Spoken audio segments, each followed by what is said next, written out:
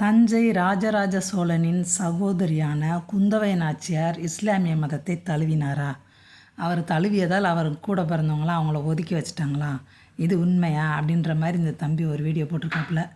நிறையா பொய் பேசியிருக்காங்க. இந்த கலாட்டா கிளிட்ஸும் அப்படி தானே பண்ணுறாங்க அப்படின்னு வேறு கொஞ்சம் வருத்தமாக போட்டிருக்காரு.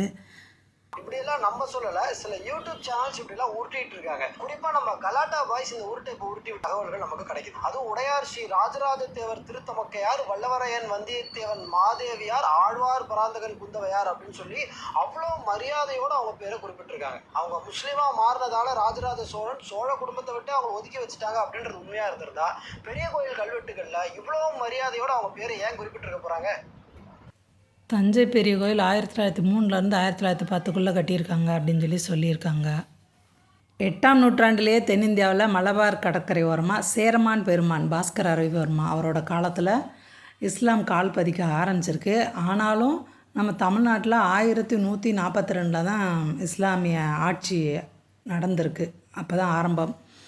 அதனால் இவங்க வாழ்ந்த காலத்துக்கும் அந்த இஸ்லாம் அப்படின்றது இன்னும் நல்லா விரிவடைகிற காலத்துக்கும் சம்மந்தம் இல்லாமல் இருக்குது. தஞ்சாவூர் பெரிய கோயில் கட்டுறதுக்கே அவங்க தங்கம் வெள்ளிலாம் பெரிய அளவில் கொடுத்து உதவியிருக்காங்க.